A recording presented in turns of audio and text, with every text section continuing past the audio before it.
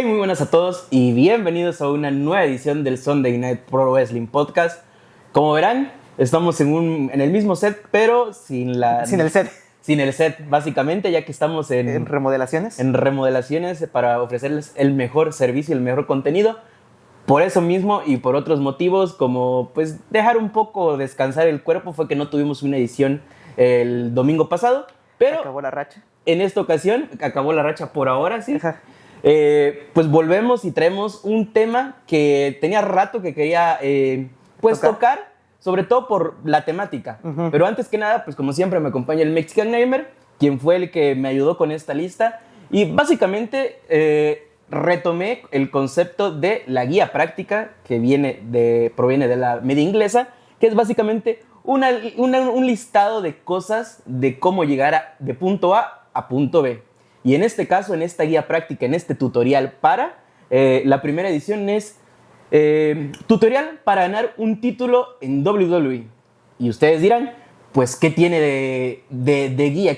¿Cuál es la finalidad de este video? Pues vamos a hablar de formas inusuales de ganar un título en WWE. No el clásico de que, me convierto en contendiente número 1, gano un Money in the Bank, gano un Royal Rumble, hago mi camino, me labro desde lo más bajo para finalmente terminar mi historia y me convierto en campeón mundial, campeón en parejas, Estados Unidos, de lo que ustedes quieran. Y ustedes saben la manera tradicional de ganar un campeonato, pero justamente hoy vamos a ver las maneras más inusuales, menos tradicionales y más random en la que alguna superestrella, alguna luchadora ha ganado un campeonato. Así es. Así. Entonces, como lo bueno, lo malo y el XD, es un video menos serio, más bien sería la palabra, un poquito más casual, en el que pues vamos más que nada a mencionar estas ocasiones en las que, como mencionamos, inusualmente se ganó un título en WWE. Al ser esta la primera parte, vamos a hablar de cualquier título, no vamos a tocar uno en específico. Exactamente. Pero en los siguientes videos podríamos hacer una guía práctica o un tutorial de cómo ganar el título mundial pesado, que también hay formas inusuales si nos ponemos a investigar y pues lo que quieran, ¿no? Convertirse en una superestrella. Pero bueno, empecemos con este listado, esta guía práctica, este tutorial, con el número 1, que es además el más reciente. El más reciente. Tanga Loa ganando el campeonato en parejas tras que Jacob Fatu se lo entregue. Exactamente. Porque creo que los samoanos, al ser nuevos estos samoanos, no conocen la regla Freebird. ¿Qué es la regla Freebird? En general. En general, en cuestiones básicas. ¿Qué es la regla? Bueno, no sé, ¿tú dirías? ¿No sabes qué es la regla Freebird? No. Bueno, la regla Freebird permite que un stable o un trío o un equipo que sea más de 2 puedan ser campeones en pareja, todos los integrantes. Como lo que sea New Day. New Day, el Spirit Squad, y podemos mencionar varios. O sea, realmente no es la primera vez, ni la segunda, ni la última vez. Bueno, puede que sea la última vez que veamos la regla Freebird, pero yo creo que fue hecha específicamente, precisamente para eso, para que los 3 integrantes, o 4, o quienes sean, en el caso del Suicide Squad, del Spirit Squad, fueron 5 integrantes que fueron campeones a la par, o sea, todos los integrantes fueron campeones. Llegaron a defender el campeonato en múltiples ocasiones, supongo. Exactamente. Y es por esto que nos resulta muy curioso, y hasta en redes sociales se escuchó como, ¿qué pasó con la regla Freebird? ¿Por qué Jacob Fatu no puede ser campeón mundial, campeón en parejas? Mientras que también lo sea Tanga Loa y también ¿cómo se llama? Tama Tonga. Quizás lo hicieron un poco como para no combinar ciertas cosas, porque en este equipo está Solo Sikoa. Sí. Que también no veo el por qué Solo Sikoa no tener en su expediente, al menos bajo esta regla Freebird, el ser campeón en parejas. Ajá. Supongo que simplemente quisieron adoptar el formato del Bloodline original de que, el jefe tribal se mantiene como... O sea, no tiene o el campeonato o el título individual, en este caso Solo Sikoa llegó a enfrentarse a Cody Rhodes, su intención fue ser campeón mundial, no lo logra, pero mientras tanto su equipo, en esta cuestión 2 hermanos, son campeones en pareja, mientras que su lado tiene un enforcer. Quisieron respetar como que la fórmula original, y se entiende, pero a la vez es bastante inusual el hecho de que simplemente... Desde un inicio, ¿por qué Jacob Fatu ganó el título en parejas? Sí, sabíamos que la fórmula, lo correcto era que los 2 hermanos, Tanga Loa y Tama Tonga, ganaran los títulos. Exactamente. Pero al ser como, podríamos decir que la razón fue como que este es el elemento más fuerte, vamos a dejarnos de cosas y que de una vez se ganen los títulos. Y tal vez querían como que mostrar un poco el impacto que tiene Jacob Fatu en el ring. porque al final de cuentas él es el que casi hizo todo el trabajo para ganar los campeonatos. Así es. Y es el que destruye a DIY, básicamente, por Así su es. cuenta. Que lo hace mucho más impactante, sí, pero a la vez es como que, no sé, me hubiera gustado ver a Tongoloa en el ring un poquito más, e inclusive le hubieran dado la chance y es como que va a tener una lucha titular, desenvuélvete más. Sabemos de que Tongoloa no es el mejor en el ring, pero pues Ya es un meme. ya es un meme, exactamente. Tan meme que cuando inclusive levanta el campeonato lo hace hasta mal. Sí. Entonces, pasa esto, gana el linaje el título. Bueno, Jacob Fatu y Tama Tonga, básicamente lo hace todo Jacob Fatu. Y semanas después nos encontramos con un segmento en el que solo Sikoa explica o aclara que Jacob Fatu de aquí en adelante va a ser Únicamente su enforcer. su enforcer, que era, como mencionas, la función que tenía solo Sikoa en el viejo Bloodline. Por Promociones. lo tanto, le pide que deje el título y se lo entregue a A Tongaloa. Tongaloa.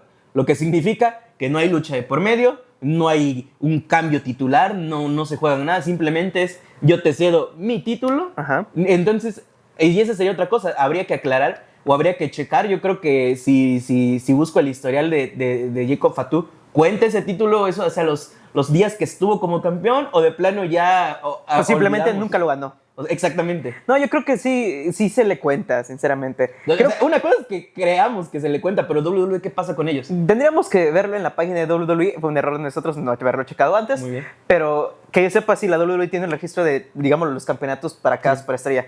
Que yo creo que sí lo tiene, simplemente. Sí, debería Ajá. tenerlo. Y pues bueno, esa es una forma inusual de ganar el título. Sí. Sí, ¿cómo le podríamos poner, cómo le podríamos titular titulación por... ¿Sucesión? Por, herencia familiar? No lo sé. Línea de campeonato. Ándale, algo así. O Championship simplemente no conocíamos la regla Freebird. Nosotros venimos de Japón y del MLW. No nos estén, ya saben qué. Así que pasamos al siguiente punto, el número 2, que es Eric Bischoff regalándole el campeonato mundial pesado a Triple H 2002. en 2002. Esto nos remonta justamente. Triple H, como ya sabrán, hace su regreso en el año 2002, gana el Royal Rumble, tiene un run como babyface, uno muy bueno. Pierde nada más el mes siguiente el campeonato contra Hulk Hogan, uno de los, digámoslo así, últimos politiqueos, yo podría decirle, no lo sé, tal vez era lo mejor para el negocio, la verdad no me gusta ese momento. El último homenaje, ¿no? Ajá, el Se último podría homenaje. Triple H luego inicia su rivalidad con Shawn Michaels cuando regresa, se hace ya heel, pero no sin antes consigue una oportunidad titular para enfrentarse al ganador de la lucha titular en SummerSlam, es decir, Brock Lesnar, quien se enfrentaba al actual campeón, bueno, al campeón, The Rock. decir. Ujú. Se supone que Triple H debía enfrentarse a Brock Lesnar, pero Stephanie McMahon se le adelanta a Eric Bischoff y firma por primera vez al campeón de WWE para que el campeón mundial sea exclusivo de una sola marca. Lo que significa que Que Raw se queda sin campeón mundial. que Raw se queda sin campeón mundial, porque para los que no tienen tanto contexto, fue justamente en ese mismo año en el que se instala la regla del draft de WWE. Flashback de 2000, ¿qué? 2022, cuando no teníamos campeón mundial. ¿O sí? 2022. Y pues bueno. básicamente Eric Bischoff llega una noche con un maletín, llama a Triple H y le dice que a partir de ese momento es el nuevo campeón mundial y le entrega el campeonato justamente a Triple H porque él fue el último hombre que sostuvo en sus manos el Big Gold Belt. Que además es este título que acabas de descontinuar ya en un año, meses atrás, si no me Sí, equivoco. meses Estoy atrás. casi seguro porque el título indiscutible llevaba poco tiempo en el que se había Creo que fue renovado. Ajá, se fue puede el decir. menos de todas las unificaciones de campeonatos en toda la historia de WWE, por lo menos en los mundiales. El tiempo del Big Gold Belt de WCW fue el más reducido. Sí. O sea, de que literalmente se da la compra, llega Booker T, que lo gana The Rock, que no sé qué, y justamente lo gana Chris Jericho en diciembre. Ya para abril, mayo, el título ya desapareció, porque traen el Undisputed, el formato. ¿Qué podríamos decir que en su defensa el que se jubila es el título mundial pesado de WCW? Exactamente. Para traer de vuelta, que además es una decisión muy inteligente, Sí, es algo que a la postre se podría hasta aplaudir, que es Definitivamente. regresar, traer el título mundial pesado, el nombre, con el glorioso Big Gold Belt. Que Exactamente. si hubieran traído otra cosa o si hubieran traído como pasó el año pasado, pues creo que no hubiera sido la mejor reacción de los fanáticos. Ajá, y en además- cambio traes a un título que es un viejo conocido que apenas se acaba de ir, pero realmente no veo que hubiera una mejor opción. No, definitivamente fue la mejor opción y creo que pues poco se habla del legado pues del Big Bull Gabriel como tal. O sea, muchos simplemente consideran, fue el campeonato mundial peso pesado de WWE, pero no, o sea, es un título que va desde NWA, Ric Flair, de que únicamente era un campeonato customizado para el propio Ric Flair, que fue el primero el campeonato creo que internacional, mundial pesado, no internacional pesado de NWA y de WCW, luego se unifica con el campeonato de WCW, el tal cual, el mundial que ellos tuvieron, y pues literalmente se sigue con la línea de dicho campeonato hasta hoy en día. Y pues ya lo demás es historia. Sí, lo demás es historia. ¿Es una manera inusual de ganar el campeonato? Sí, pero se le da el tipo indicado en el momento indicado, porque Triple H, si bien inicia un reinado del terror, creo que establece un... No había mejor campeón. No había mejor campeón. Establece digámoslo así, un estandarte de cómo debe ser un campeón mundial peso pesado. El problema es que se vuelve algo tan anticlimático, tan sacado de la bolsa, tan poco preparado como Triple H, porque ni siquiera se lo da a alguien de WCW, algún elemento con el que tenga cierta simpatía. No, es simplemente, pues Triple H es la cara de la empresa, Triple H es el yerno de Vince McMahon. Internamente, pues por fuera, pues él es el justo ganador, ¿no? Sí. Obviamente no es quitarle el mérito para nada, pero yo creo que el mérito se lo hubiera ganado si hubiera ganado un torneo. Exactamente. Si tan solo hubiera visto una historia simplemente. ¿Quién fue el último campeón de este título? Por lo menos en WCW, Booker T. Pudo haber sido un Booker T versus Triple H. Adelantar la historia de Booker T y Triple H justamente para WrestleMania 19, tenerla por lo menos el mes siguiente. Justamente, creo que fue, no recuerdo qué evento le siguió a SummerSlam, pero justamente, o sea, creo que habría sido lo ideal. Es un poco anticlimático. Se me hizo mucho mejor la manera en la que Seth Rollins gana el campeonato mundial peso en un torneo. De las dos marcas. De las dos, ándale. Y el mismo Triple H lo anticipa creo que con un mes. Sí. Dice de que vamos a hacer este torneo, van a ver lo mejor de las dos marcas, va a ser el campeonato de Raw. Y pues, o sea, estaba la expectativa, ¿quién va a ser el siguiente campeón mundial peso pesado? ¿Quién va a traernos de regreso este hermoso campeonato, este campeonato con tanta historia? Y pues son casos similares, pero a la vez muy diferentes. En retrospectiva, es un reflejo de lo que era WCW en este cambio, ¿sabes? Es como, no nos vamos a quebrar la cabeza, entrégale el título, como pasó en WCW en los últimos años. Así que yo a esta ocasión le llamaría ganar el título por mérito WCW. Algo así, ¿sabes? Cambiar el título al estilo Atlanta, que vendría siendo, pues te doy el título, no me quiero la cabeza, no creo una historia sofisticada, no hago nada más. Me gano el campeonato por ser el yerno del jefe. Ese podría ser otro, pero yo creo que esa no sería la primera vez que lo hace. Definitivamente. Entonces ya no sería tan inusual. Uh-huh. Pero bueno, ese sería el segundo punto. Tenemos el tercero, que este también es muy a lo WCW. De hecho, remontémonos a WCW, que ya tenía rato que no hablábamos. De ello, Ric Flair regalándole el campeonato de los Estados Unidos a su hijo David Flair. En este hay poco contexto, si mal no me equivoco fue entre 1999 y el 2000. Uh-huh. Ya en las instancias finales de WCW creo que ya Hogan no estaba. Ya los títulos ni siquiera importaban. Exactamente. ¿Esto fue antes del reinicio? ¿Tienes idea? Porque hay un reinicio en el que... Cambian de logo, ¿no? No, es como todos los campeones ya no valen. Ahora vamos, que ese podríamos haberlo metido, pero creo que da hasta para hablar algo en específico. Okay. Hubo una época en WCW entre el 99 y el 2000 en el que decide Bischoff hacer este reinicio en el que todos los campeones que teníamos antes ya no valen. Ahora tenemos los mismos títulos y todo. Creo que hubo un par de rediseños, pero en esencia hoy se deciden nuevos campeones, de todo. ¿En serio? El campeón que era mundial pesado ya no es campeón mundial pesado. Si llega a la final o si lo llegan a buquear o como sea, pues eso ya será cosa de ellos, ¿no? Pero en esencia, barriste con los títulos. Y este no es la excepción, no es el caso, se podría decir, porque no creo que haya sido en ese caso en específico. No fue en ese caso y de hecho ni siquiera conocía que eso es eso. No estaba muy entrado. Fue una manera muy inusual justamente de hacer de todos sus campeones, pero bueno. En aquel entonces, Ric Flair se había hecho en kayfabe con el poder de WCW. Y en ese entonces el campeonato de Estados Unidos estaba vacante. Y muy a los Shawn Michaels, justamente con que fue con, no recuerdo en qué evento, creo que fue en In Your House. Uh-huh. Creo que fue por ahí del 94-95 que le termina dando el campeonato a Hunter, el título europeo. No. Okay. No, pero ese es también un buen ejemplo, lo hablaremos después. termina regalando el campeonato y en esta ocasión simplemente Ric Flair, como tenía el poder y porque se le salió de sus reverendos Gus. sí, decide darle el campeonato a su hijo David Flair, que pues como ya sabremos es un... Tenía más talento la pierna que no tenía Zack Gowen. Investiguen quién es Zack Gowen para que se den una idea. Tenía más talento esa pierna que el hijo de Ric Flair, que el hijo del 16 veces campeón mundial. Y eso quizás no se les haga una novedad para los que vieron o saben, tienen entendimiento de WCW. Que tienen contexto o peor aún los que vivieron esa época. Pero para compadezco mucho a esa gente. Para quienes no lo sepan, les va a resultar curioso o hasta sorprendente que el hijo de Ric Flair, no hablamos de Charlotte, porque este es un hijo, tuvo 3 hijos Ric Flair, si no me equivoco. Tuvo como 3 o 4. Ajá. Este es el primero que se metió a la lucha libre. Exactamente. Que alcanzó a luchar con su padre, que esa es también otra historia de nepotismo total, porque no estaba preparado ni físicamente ni luchísticamente, a pesar de tener, literal, tienes a la meca de la lucha libre, porque WCW pues ya era una cosa muy distorsionada en ese momento, pero tienes a Ric Flair, a Arn Anderson, tenías obviamente literalmente tus padres y tus tíos eran los luchadores más consolidados de toda la historia del negocio, de la era de los territorios y mucho más.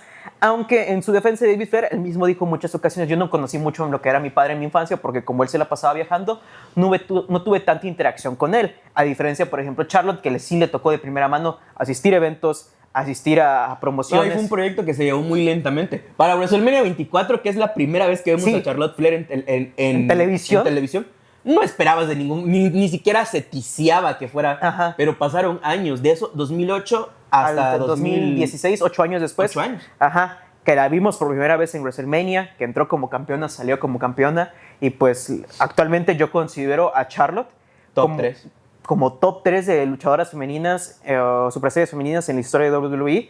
Está muy cerca de alcanzar a su padre en cuestión por lo menos de títulos femeninos. Ya hablaremos de títulos mundiales por aparte. Y vuelve más loco como ella retoma un poco de esa herencia o recibe esa herencia luchística y David no. No. Que a David, para aclarar, no hay... O sea, no nos estamos burlando tanto de él, sino del hecho de que se le regaló un título que no merecía, como la oportunidad de estar en WCW, que tampoco merecía. Luego en WWE hacen el intento, pero WWE no está ni comandada por Ric Flair, ni por ninguno de los Al final de cuentas, únicamente trajeron a David Flair a WWE para que... Fue una historia por parte del Undertaker para que Ric Flair aceptara tener su lucha contra él en WrestleMania. Lo cual me puse a ver un poco curioso justamente de esa lucha, de que justamente marca creo que el 10-0 en su racha. Aparte, se entiende un careo con Arn Anderson, el mismo tipo que le dijo que nunca llenaría un estadio y que nadie pagaría por ir a ver al Undertaker. Chulada. Ajá, storytelling a largo plazo, sinceramente. Chulada. Y pues sí, simplemente fue un recurso en WWE para que la historia fuera más personal. Y si creen que Dom es un caso de nepotismo, exactamente, no lo veo tanto así, no. Aunque sea no tan descarado, porque Dom al menos tuvo un entrenamiento tanto en México como en California o en Estados Unidos, además de que pues miren lo que es Dom, o sea, David Flair, sin ofender, no es ni siquiera una uña de lo que es Dominic Mysterio, ni como personaje ni como luchador, que también no tenía ni una pizca del carisma que de su tenía padre. Ric Flair. O sea, el carisma, Ric Flair lo ves y el tipo desprende carisma a más no poder. Es uno de los mejores micrófonos de la historia, es un tipo inigualable, es una personalidad que pocas veces se ha visto en la historia de la lucha libre profesional. Y que se va a volver a ver. Y que se va a volver a ver, exactamente. Gran parte de su carisma se le vio heredada a su hija, Charlotte Flair, en mi opinión, porque igualmente ella es una luchadora que se desenvuelve muy bien en el micrófono. Y heredó ese aura, siento yo. Sí, heredó esa aura. Sí. Ajá. Mientras tanto, David Flair, pues... Esperemos que tenga salud. Tiene salud. Ya es un tipo que sobrepasa los 40 años. No sé mucho de qué pasó con su vida exactamente, pero esperemos que le haya ido muy bien. Esperemos. Fuera de lo luchístico, él no tiene nada de culpa que su papá quisiera... Porque a veces pasa también mucho eso y eso no lo vemos. Que es como, tú vas a continuar el legado familiar. Entonces...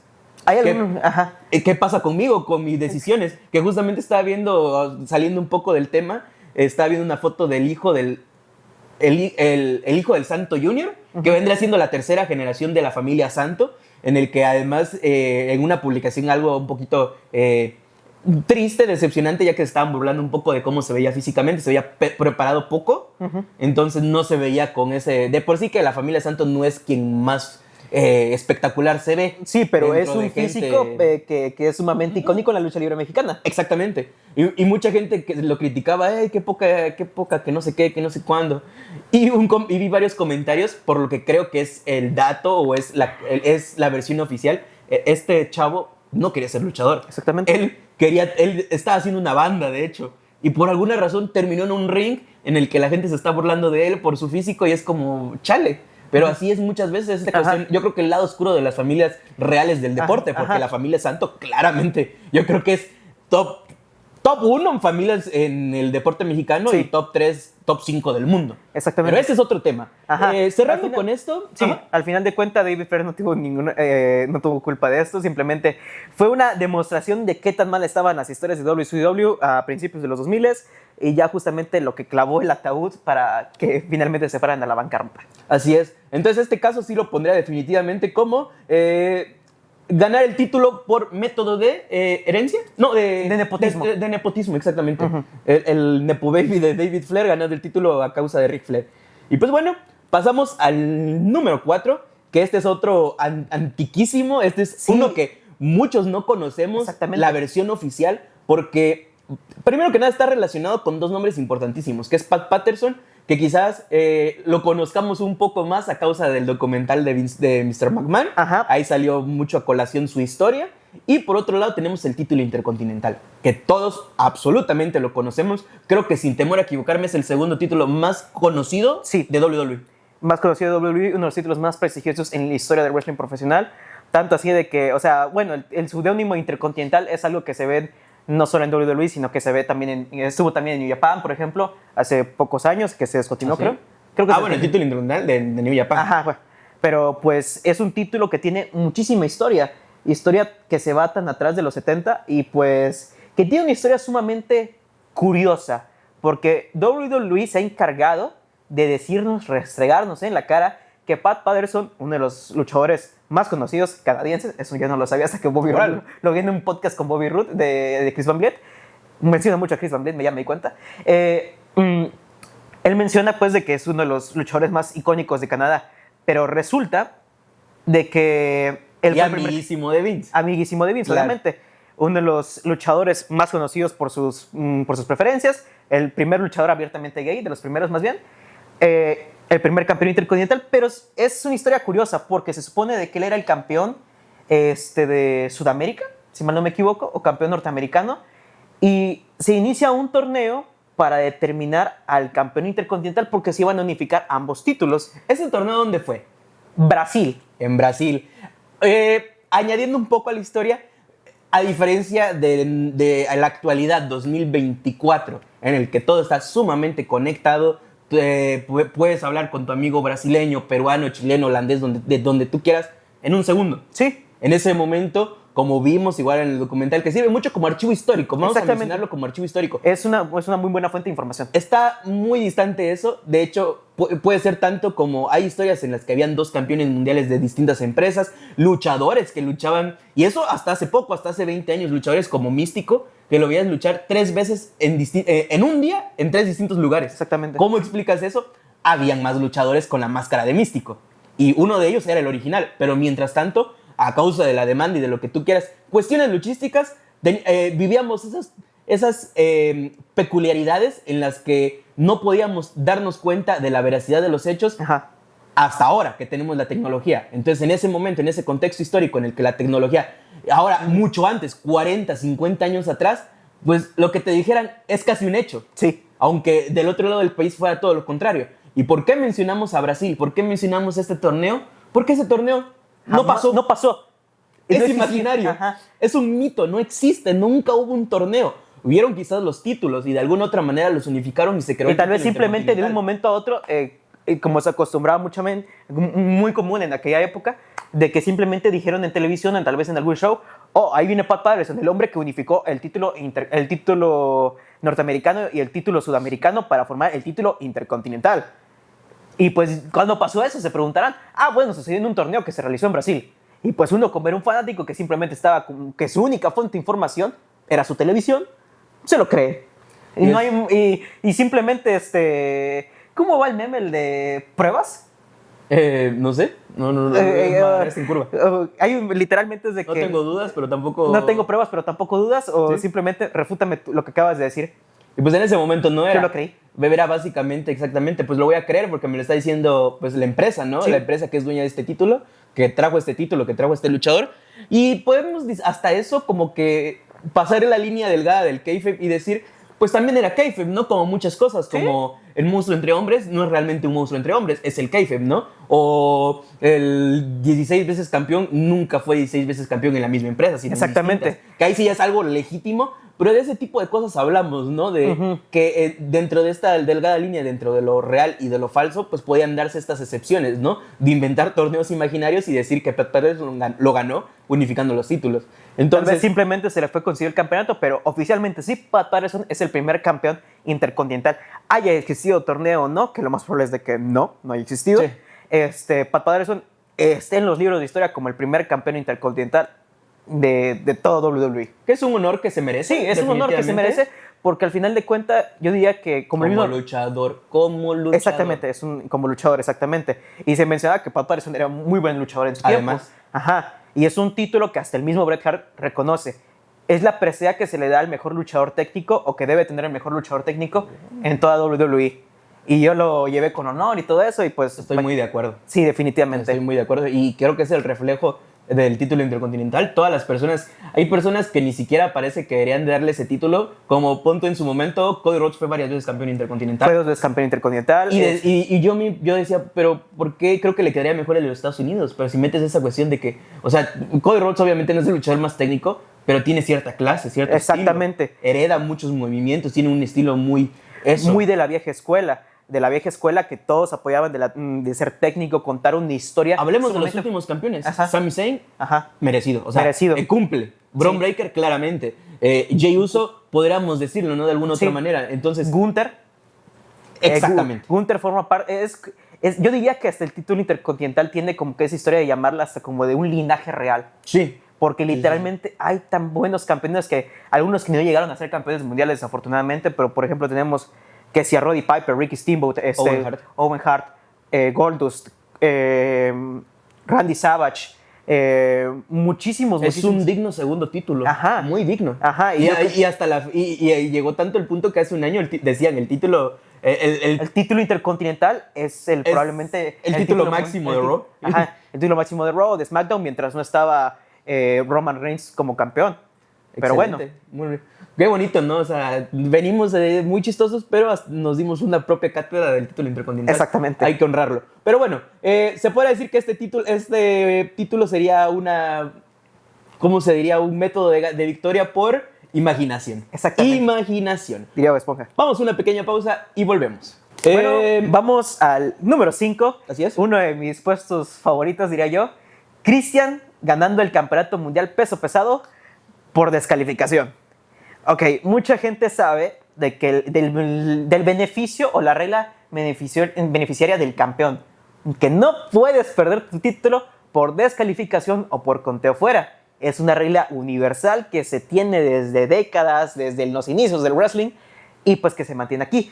Justamente esa misma regla le impide a Dusty Rhodes ganar su primer campeonato mundial en WWE, justamente porque se enfrenta a Superstar Billy Graham. Y pues bueno, ya todos nos sabemos esa historia. Han habido tantas injusticias a causa de esa regla que es muy merecida darle el beneficio al campeón mundial. Me parece bastante justo. Sí, porque al final de cuentas, o sea, tal vez ganaste el campeonato, o sea, o en circunstancias de que... Ganaste la lucha. Ganaste la lucha en un conteo de 3, o tal vez es simplemente haciendo rendir a tu rival en una manera tradicional, así que tienes el beneficio de que no puedas perder el campeonato bajo ninguna otra circunstancia. No es suficiente ganar el título por conteo de 10. No, no es suficiente, definitivamente. No es suficiente ganarlo porque te den un golpe bajo, ¿no? Un silletazo. Ajá. Tienes que ganarlo rendición o conteo. Exactamente, a menos de que haya alguna estipulación extra, por ejemplo, escaleras, yo qué sé. Claro. Pero bueno, sin embargo, ha habido excepciones a esta regla. Ha habido muchísimas luchas en la estipulación que se le añade si el campeón pierde por descalificación, se le despojará del campeonato. Pasó WrestleMania 25, que Triple H podía perder el campeonato frente a Randy Orton si este era descalificado.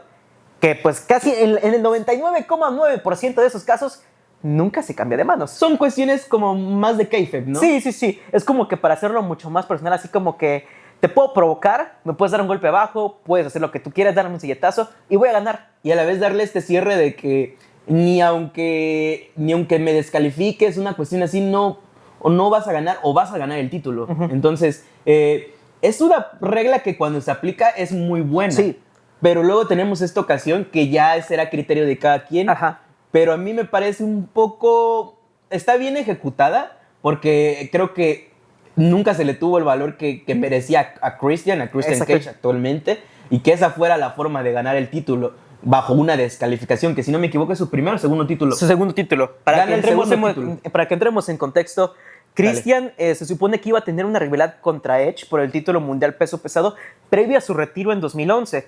Sin embargo, todos conocemos lo que pasa, o bueno, ya ni estoy tan seguro, porque según Edge él iba a perder el campeonato frente a Alberto Del Río al mes siguiente en WrestleMania. Pero bueno, cualquiera que sean los casos, se supone de que, pues vaya, iba a haber cambio titular. Sin embargo, Edge se retira. Y lo primero que intenta hacer WWE es apelar a la nostalgia, apelar un poquito a la lástima. Hicieron un Rey Misterio, Eddie Guerrero. Exactamente. Que funcionó bien al inicio. Pero Vince, o la junta directiva, o lo que ustedes quieran, es bastante... no tienen piedad en algunas ocasiones. Y el SmackDown siguiente... El recién llegado a SmackDown, Randy Orton, vence a Christian en su primera defensa titular y Randy Orton se convierte en 2 veces campeón mundial pesado por primera vez desde el año 2004. Y pues vaya, inician esta rivalidad tan encarnizada donde Christian hace su cambio a heel, Randy se queda como face, que es algo extraño en mi opinión. Y pues esta cuestión de una lucha más, dame una lucha más. Estuvieron así por un muy buen tiempo, por casi la primera mitad del año 2011. Era hasta triste porque a veces hasta sentías lástima por Christian. Sí, definitivamente. O sea, ese dame una oportunidad más no era algo que se le decía a Randy Orton, era algo que le estaba diciendo su personaje a la directiva. Sí. Porque, para empezar, qué bueno que planteas que Christian era el heel y Randy Orton era el face. ¿Cuándo había funcionado Randy Orton face antes de eso? O sea, antes de Evolution. No, teníamos antes de Evolution. Y, o sea, de estos últimos 8 años o este periodo en el que empieza a ser heel y es el heel, llega hasta la cima de ser la víbora, el peor heel que hay.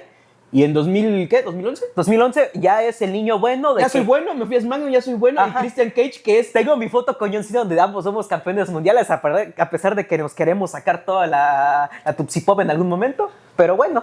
Christian Cage, que es el heredero, el que va a seguir este legado de Edge, el que tiene que honrar a su amigo canadiense que fue, pues por cuestiones del destino, ya no pudo continuar con su campeonato. Vamos a hacerlo heel para que lo odien, para que se gane el odio.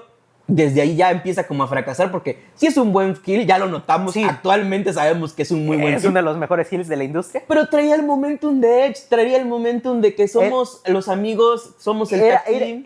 Es mi momento de por fin ser campeón mundial. Ajá. Porque para quienes no lo saben, este es su bueno, ya lo mencionamos, primer campeonato mundial en 15 años de carrera. Básicamente, 15 años de carrera en WWE. Una carrera en la que nunca confiaron en él, en el que Vince en algún momento apostó o quería apostar por ponerle una mancha azul en la cara porque no, decía que era muy feo. Porque era feo. O sea, tanto Christian como Edge tuvieron ideas de personajes muy malas, pero pues fue la época más random de Vince, sinceramente. Y retomando a Christian, sinceramente, o sea, fue únicamente valorado justamente en su periodo en TNA. Que él mismo menciona, yo me fui de WWE porque no me sentía valorado. Tuvo oportunidades titulares, sí, tuvo buenas luchas, sí, pero jamás llegó a capitalizar. Fue en TNA que finalmente se convierte en campeón mundial de NWA. O sea, hace muchísimas cosas, hace inclusive grandes de la industria de TNA o de la NWA lo consideran a él como uno de los pilares justamente de aquella época. Se podríamos hacer la metáfora de que este es el primer Drew McIntyre que vemos, ¿sabes? El primer ejemplo de alguien, al menos en esta historia moderna, sí. en esta trama, se podría decir, en esta narrativa, en la que él se va para demostrar que es un mucho mejor luchador de lo que WWE cree. Ajá. Lo demuestra, regresa obviamente a WWE, que sobre todo siento yo que ha de ser una cuestión un poco más monetaria, porque yo creo que ya estás enterado que no vas a llegar a ser campeón mundial. Exactamente. O sea, tú quieres llegar a ser campeón mundial, crees que ya te lo ganaste y todo, pero de eso a ser campeón mundial pasan 3 años, porque él llega en 2008, se va a ECW en el que es campeón y todo, un campeonato que ya ni siquiera es mundial, que Ajá. es un midcard como lo puede ser el título de Speed, casi, solo faltaba que no apareciera el título. Exactamente, que si bien Poco se habla de que el título de ECW, bueno, sí, mucho se habla de que el título de ECW no contaba como campeonato mundial ya en instancias finales de su existencia, pero Christian logra elevar el campeonato de ECW por un muy buen rato. Tiene muy buenas luchas Christian, y creo que es lo que inclusive se llegó a pensar a Christian como posible ganador del Money in the Bank en 2010. Exactamente. Entre tantos que pudieron haberlo ganado, pero que se lo terminaron dando Jack Swagger, pero bueno, esa es otra historia que ya se las contamos. Pero bueno, o sea, al final de cuentas, Christian llega a la noche, Money in the Bank 2011, justamente la noche en la que CM Punk estaba ganando su campeonato de WWE. Christian provoca tanto a Randy Orton, lo saca tanto a sus cabales que le hace escuchar las voces, y simplemente Randy le da un golpe bajo después de recibir un escupitajo en la cara, y finalmente Christian gana su segundo campeonato mundial, que no le dura mucho porque lo pierde al mes siguiente en SummerSlam. Frente a Randy Orton. Que después Randy Orton, lo único bueno de perder el campeonato mundial es de que Randy se lo deja a Mark Henry. Inicia el Salón del Dolor. El Salón del Dolor. Que pues bueno, es lo único bueno que podemos sacar de este escenario tan triste, porque no es divertido, no, es triste. Nada. Definitivamente fue triste porque si bien Christian siguió siendo un muy buen luchador, siguió teniendo grandes luchas, fue campeón intercontinental, tuvo más oportunidades de ser campeón mundial pesado, tuvo una lucha en SummerSlam creo que contra Alberto del Río, que es una muy buena lucha. Creo que estamos de acuerdo que el problema no es que lo haya ganado, ¿cómo lo gana? Sí. Lo gana casi arrastrándose, siendo el luchador más rastrero. Siendo un si hubiera sido el heel a lo Randy Orton, a lo Edge, si hubiera tomado el papel de Edge, pero desde mucho antes, pero se siente tan, ajá, ¿cómo se dice? Tan anticlimato. Antinatural, tan... Si hubiera aplicado las tácticas... si hubiera traicionado a Edge, o sea, si lo último que hubiéramos visto es a Christian traicionando a Edge, ponte una cacheta, lo que tú quieras, pero que ahí se hubiera sembrado la semilla, es como, no voy a honrar a mi amigo, voy a ser yo el que va a sustituir a mi amigo, y por ende yo ya soy el malo, y por ende tiene que venir alguien como Randy Orton, que como decimos, es como si John Cena de un día para otro, ahora vas a ser heel para enfrentarte a quién es el más heel que te imaginas. Para enfrentarte a Seth Rollins, que ahora es face. Pero creo que ni siquiera es el perfecto ejemplo. O sea, habría un ejemplo mejor. Es una cuestión de que ni siquiera los personajes están en el momento correcto. Es como, por ejemplo, cuando AJ Styles era el face, que sabemos de que AJ Styles fue el perfecto heel en 2016, y Nakamura era el heel, cuando Nakamura debió haber sido esta figura. Viene NXT siendo el héroe. El máximo héroe. Ídolo. De NXT, uno de los mayores ídolos de NXT. No. Y giran y cambian los roles y simplemente se siente antinatural. No está bien en cualquier forma en que lo estás viendo. Que si bien fue una rivalidad personal y sumamente personal y muy encarnizada, no justifica el hecho de que literalmente le dieran el título por lástima a Christian, sinceramente, porque por eso lo ganó, por lástima. Luego se termina retirando pocos años después, muchas contusiones, tiene un regreso en WWE en el año 2021 y finalmente, pues bueno. Para ser destrozado, irónicamente, por el Randy Orton heel. Sí. Randy Orton decidió el switch que tiene el Big Show, que se apaga y se enciende heel face, lo volvió a encender, estaba desempolvado, lo hizo heel y lo destrozó. Y así fue la última vez que vimos a Christian Cage, que además estaba en un físico envidiable en esa época, y se va a AEW para que al final le hagan justicia en AEW a Christian Cage. Y eso sí, no somos ni de hablar mal ni bien de AEW, pero hay que aplaudir que rescataron a Christian Cage, ajá, que lo hicieron el patriarca, que lo dejaron cocinar, y quizás no ganó el título mundial cuando lo debió en esta última ocasión que tuvo la oportunidad, pero creo que no habrá ganado el campeonato mundial de AEW, pero venció a Kenny Omega, al Kenny Omega en su prime. Ahora dime una cosa, Christian Cage campeón mundial de AEW o Adam Copeland?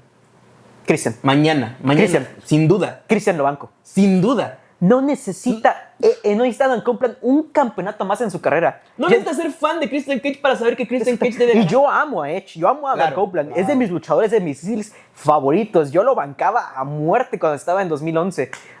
Pero ya no ocupa ningún logro más. Yo recibiría una de él. Ajá. Por él. O sea, ya no ocupa nada más Adam Copeland. Tú mismo lo dijiste, los luchadores que ya estaban acabados. Y mientras tanto, Christian es un luchador de que le queda mucho por hacer. ¿Cómo es? No tiene la edad de estos tipos de Jeff Hardy, de Edge, son colegas de la misma generación. Son de la misma generación de los Hardy Boys, Dudley Boys. Y Christian ¿No sientes que esté acabado luchísticamente? No. Ni físicamente, ni promo. Tiene todavía bastante que ofrecer. Es el padre de todos. Así es. Entonces, esta forma de ganar el título está entre la lástima y el arrastrarse. Ajá, y la verdad es que fue un efecto, yo diría que hasta fue un efecto dominó que terminó desembocando a lo que soy. Sin duda alguna, sin duda alguna. Y pues bueno, vamos al último punto. Vamos a uno mítico. Mítico. Es un acto que es tan vergonzoso que da risa. Ajá. El Finger Poke of Doom de WCW.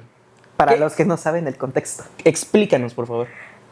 1999. A grandes rasgos, porque esto da para hablar todo un podcast. Sí. 1999, principios de año, el momento más encarnizado de las guerras de los lunes por la noche.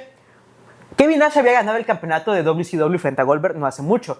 En el fin de la racha tan polémico y todo eso. Y literalmente Goldberg queda fuera de la órbita titular por un muy rato. O sea, ya empezamos mal. Ajá. Ya empezamos muy mal.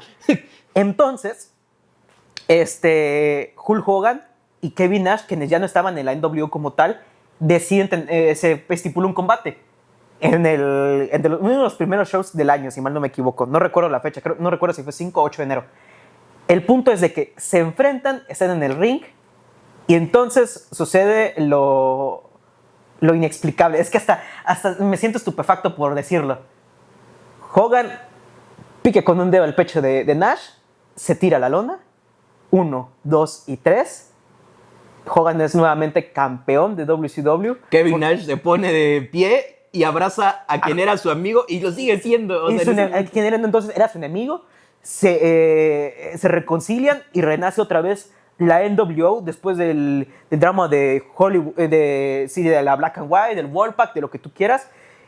Y mientras tanto, ¿qué sucedía en el otro canal? Porque hace eso creo que lo dijo ¿cómo se llama? ¿Tony Schiavone? Tony Schiavone, sí. ¿O cómo se llama? Este comentarista Sí, que... Tony Schiavone. Bueno, Seguramente él fue el que dijo eso. ¿Sí? No, es que no es Tony Schiavone, ese es el de ECW, creo que es. No, el de ECW es Joey Styles. Ah, sí, Tony Schiavone, sí. Tony Schiavone dijo, no se molesten en cambiar el canal. En la otra empresa, Mick Foley está ganando el campeonato de la federación. ¿Qué tan ridículo es eso? No sé si lo digo con esas palabras, pero eso quiso decir. Noche? Esa Increíble, misma noche. increíble. Porque en aquel entonces, por si se saben la historia de las guerras de los lunes por la Sí noche. estaban en el pic de la lucha. Ajá, o sea, eran grabadas. Y entonces todos los fans cambian de canal, ven cómo Stone Cold llega en la lucha, en el main event, con el pop más grande en la historia de Monday Night Raw, en una audiencia récord de no sé cuántos A millones. un grupo de involucrados de mega estrellas que estaban alrededor del ring, o sea, entre ellos Mick Foley. Mick Foley, The Rock, le da un silletazo de Rock, mete al referee, el referee hace la cuenta y entre los nos de Jerry the King Lawler se escuchaba otro de los mayores pops en la historia de Raw, donde Mankind, Mick Foley, ganaba el campeonato de WWF, y mientras tanto simplemente decía, Mick Foley lo hizo, no, Stone Cold lo hizo.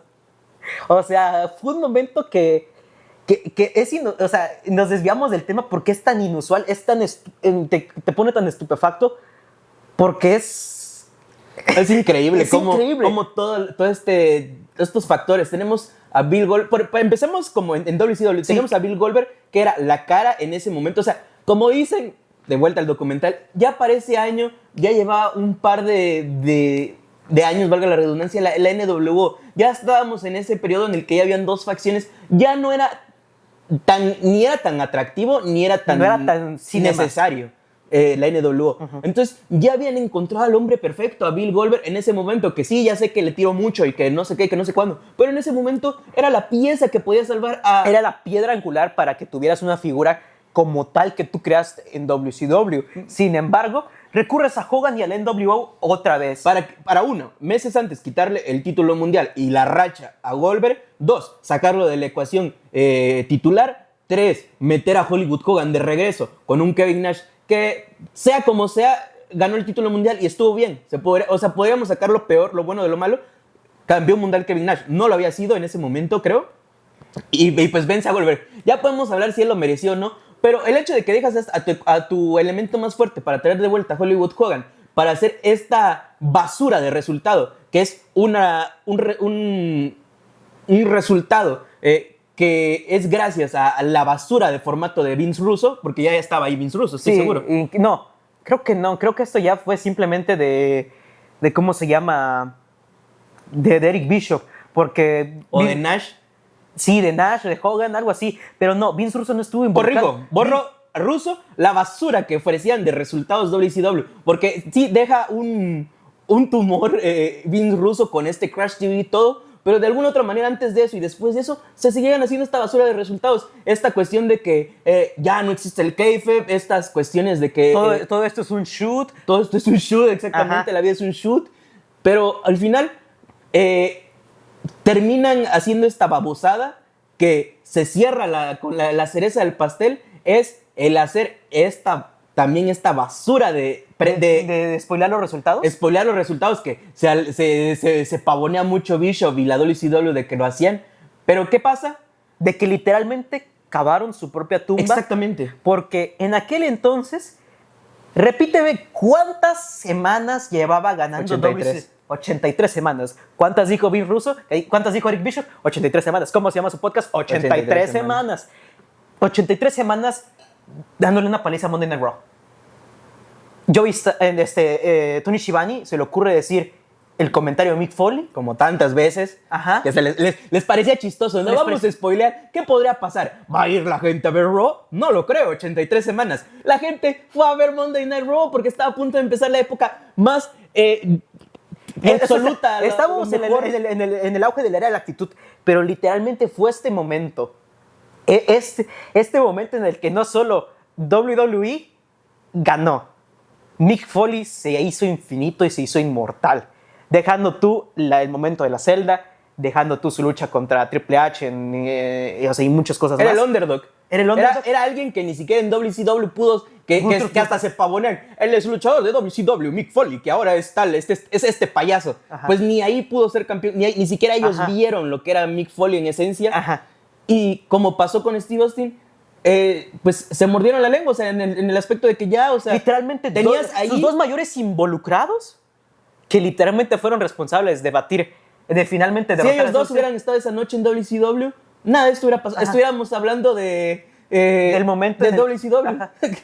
No, nada. O sea, hubieran ganado. Ajá. Pero no. Y todo esto es como lo más bonito y todo porque se juntan todas estas cuestiones. Pero volvamos al tema de que juegan con un pulgar, un dedo, un toque de un dedo al pecho, a la anatomía de alguien como Kevin Nash, que es el Big Sexy, que es este gigante. El Big Daddy Cool. Cae y el título mundial pasa de manos. El título mundial que ya había sido relegado, que se había pisoteado y escupido, grafiteado. A muchísimas cosas más, que literalmente alcanzó su punto máximo con Goldberg ganándolo en su casa, frente a no sé cuántas miles de 40,000 personas, creo que eran. 45,000. En un episodio de Nitro. O sea, al final pasamos de eso a te toco, te caes, te hago el conteo y te paras y nos abrazamos. Ajá. Y al final de cuentas, o sea, pueden ver la reacción de los fans. O sea, se quedan estupefactos como que, ¿de verdad pagué para ver esto en vivo? No puedo creer lo que está viendo. O sea, literalmente pudo haber estado un fan diciendo, pude haberme ido a las grabaciones de Raw para verlo en vivo y ver a Mick Foley. El meme del chavo, uy, mejor hubiéramos visto el chanfle, uy, mejor hubiéramos visto a Mick Foley campeonar. ¡Qué cagada! Exactamente. Y pues así termina justamente el cambio, la manera más inusual de ganar un título en general. ¿Cómo podríamos englobar todo esto? Porque podría ser... Lo voy a poner en una sola oración. Gané el título mundial, pero ¿a qué costo? Me encanta. Exactamente. Ganar el título mundial, pero ¿a qué costo? ¿Qué literal? Ganar el título, la manera más fácil de ganar un título mundial terminó costando. Y a la vez la más costosa. La más costosa. Vaya ironía. Sí, porque ya les dijimos en cuánto se vendió WCW, qué pasó después con Hogan, lo del incidente de Bash at the Beach en 2000, creo que fue en el 2000, que literalmente Hogan se va y jamás regresa. Yo pensé precisamente, tenía yo las ideas medio confusas, pensé que de eso íbamos a hablar, que es algo igual, nada más que ni siquiera hay un dedo, es Vince Russo diciéndole, sí, tírate, que Hogan gane. Que lo mismo hizo Hogan con Jeff Jarrett, pero pues... en Bash at the Beach, de que exactamente se deja caer y simplemente luego le dice, es por esta basura de que esta compañía está en la ruina. Sí, exactamente. O sea, yo creo que tiene todavía más gracia eso si de alguna manera, en algún sentido muy retorcido, todavía tiene un poco más de gracia. Tiene más peso. Ajá, tiene algo, que es ya la implosión, la destrucción total de WCW, que este punto que fue de plano el cambio, ¿no? Sí. Es el cambio. Es ahí donde se cambian los papeles y ya no vuelve a ser nada como lo era.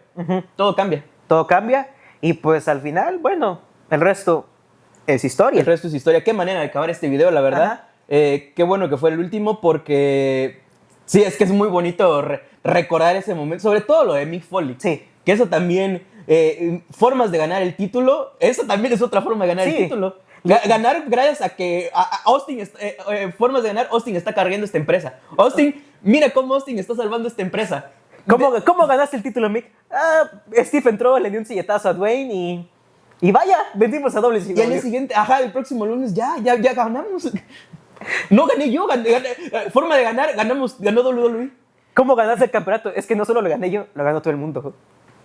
Todos somos campeones. Todos somos campeones. Vaya manera de terminar. Hay muchísimas maneras más. Tenía una en la mente antes de empezar, pero se me olvidó. Igual media recientona, pero podemos hacer otro video. Podemos hacer otro video porque hasta eso te iba a decir, hagamos unas bonus, pero dije, no, hagamos un segundo video. Sí. Así como el medio de Capitán América, así como Vince McMahon dijo con sus historias sumamente retorcidas, creo que no lo haré. Podemos contarles, sí, otro par de bonus, pero no lo haremos.